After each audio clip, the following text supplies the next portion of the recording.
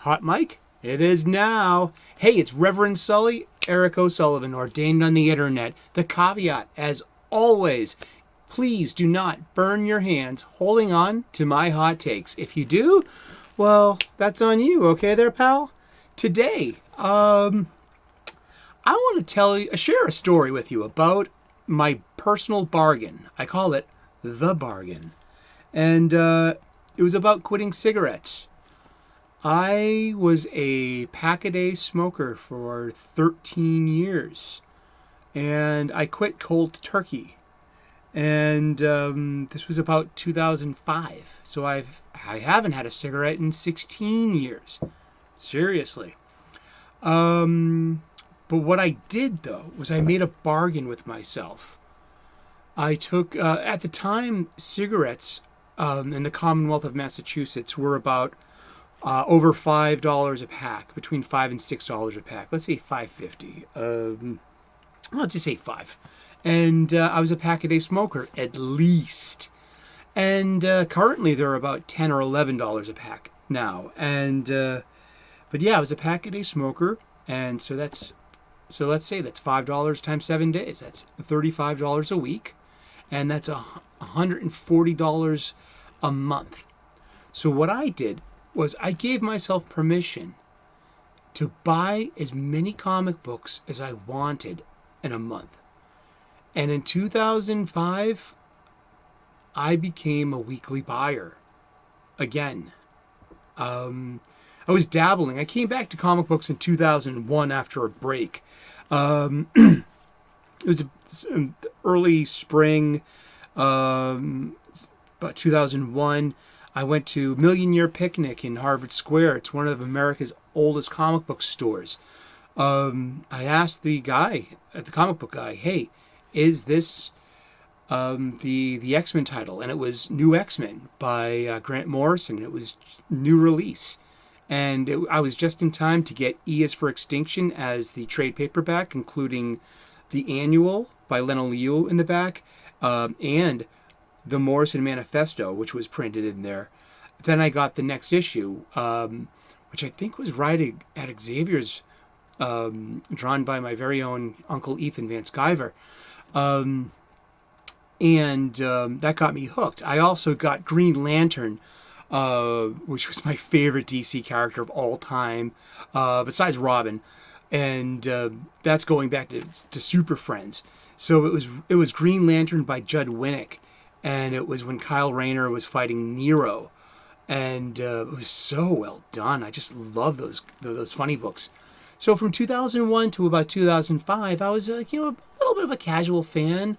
And then I had a huge renaissance in 2003 with my friend Dane, that we enabled each other. He got a subscription and went really hog wild with weekly comic books and graphic novels, and so he got me into Warren Ellis with Stormwatch and The Authority.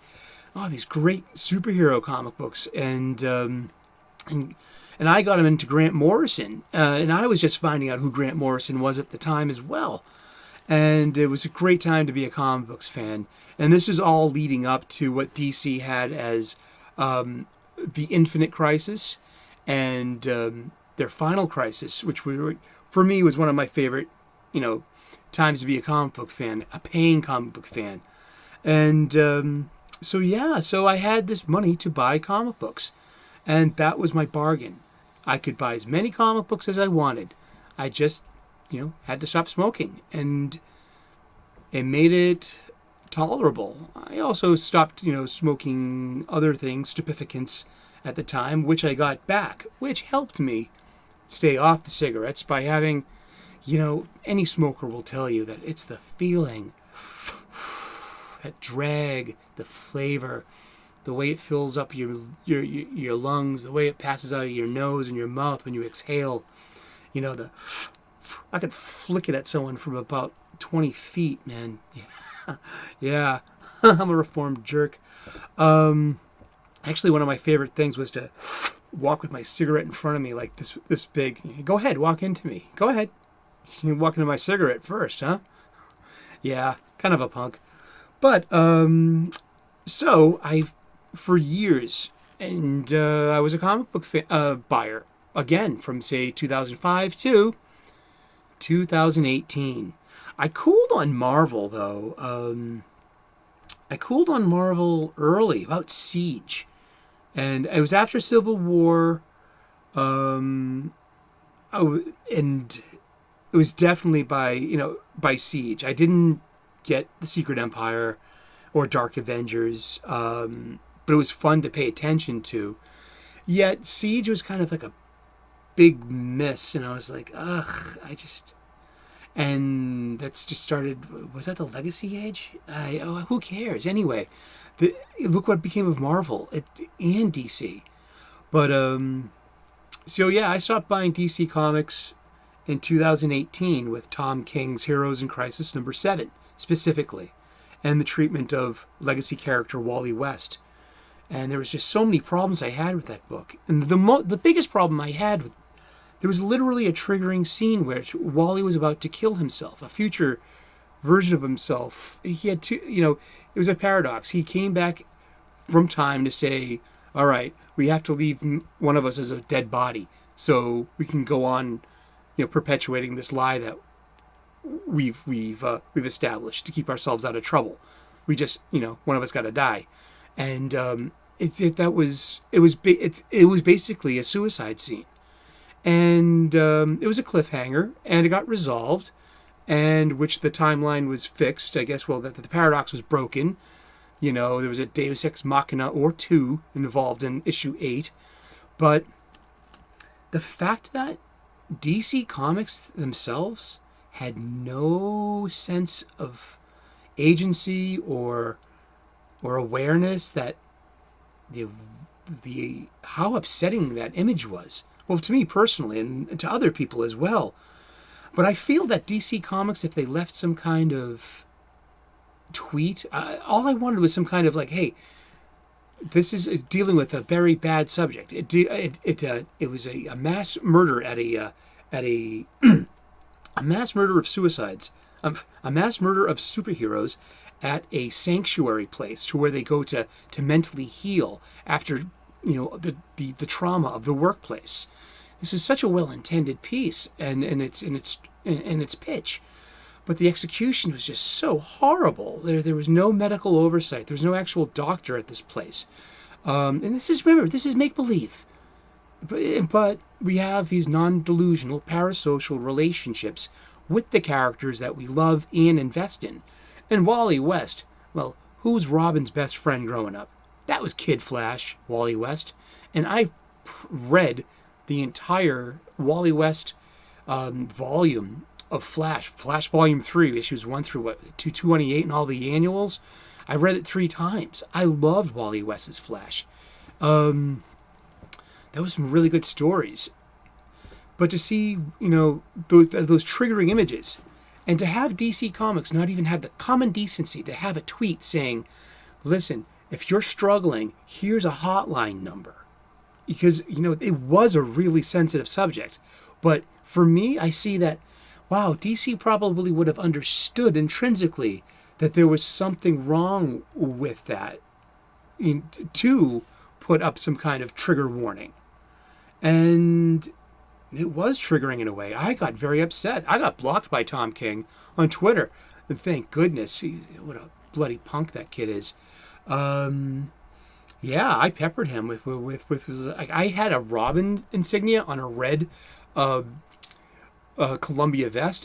I had a video of me ripping it off and throwing it in the garbage. And I'm taking a video of me throwing away all of my Green Lantern Corps t-shirts, like the Blue Lantern Flash. I love that t-shirt. All the Lantern colors that I had, all my Batman t-shirts, my Batman belt buckle.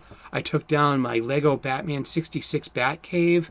You can still see the Gotham City, the skyline. I still have that.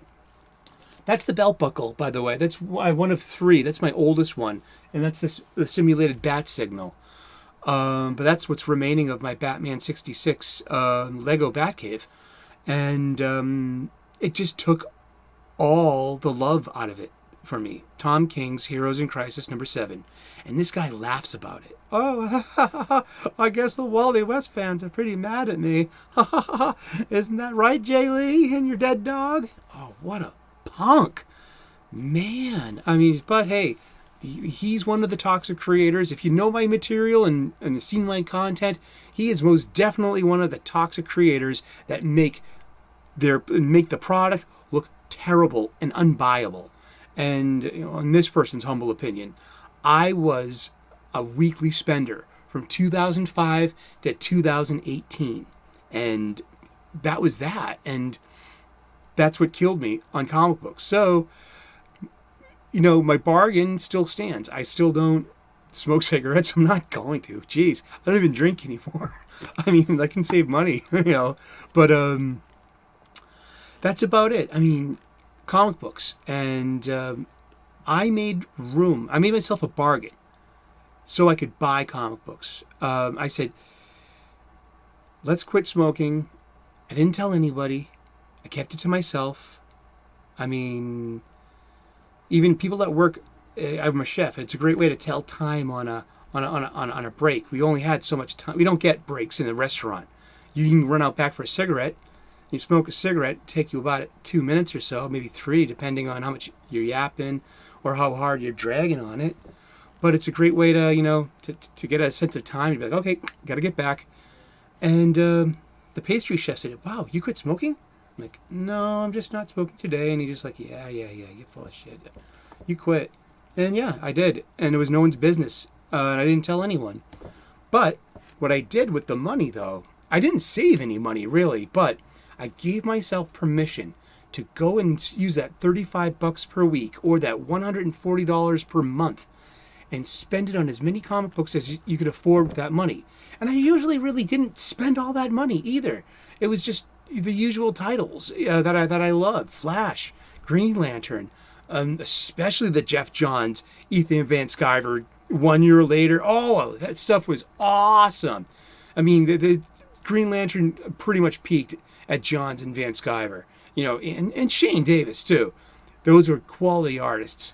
And but now with $5-6 cover prices and all the modern problems, and agenda, and this lousy art. The art's not that good, and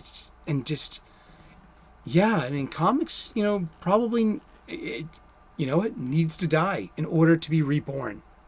Maybe like in the 50s when Western comics took over superhero comics, and then another 10 years later, the Space Age brought back the superhero comic and replaced the Western. And we've been running on superhero stories since then, since the 60s. It's been 60 years. You know what? Maybe it's time for something new. The movies have definitely run their cycle, and there's definitely has to be some kind of accountability with creator culture and creator toxic behavior, especially at lashing out at fans. Listen, creators, if a fan is being very toxic, go to your HR department, and they have a legal department that they're paying. These legal people need something to do. Give them something to do. Say, hey, this person has said toxic things and is being borderline harassing. Can you mitigate this and insulate us? Try that. I sign an online policy at work. Don't you? I mean, the behavior of creators online and in social media has done damage to the comic book industry and to buyers like me who just want to spend their extra money on our stories, and we're not allowed that anymore for reasons. And that's all I got for today. So if you like this story, give me a thumbs up. If you don't, give me a thumbs down, and pass me one of your cigarettes too while you're at it, huh? You'll leave a comment in the comment section and give me a subscribe. I also make cooking videos and spirituality talks. But I made a bargain. And sometimes we need to make bargains in lives with ourselves and our self-talk and our lifestyles. And sometimes, actually all the time, making a sacrifice makes room for something else. And that's exactly what I did and how I did it. So, thank you, comic books. You helped me stop smoking cigarettes. But, sorry, I had to put you down. Alrighty, well, you have a wonderful day. Thanks for tuning in, and God bless you. Cheers. And seriously, fuck you, Tom King. Fuck you very much.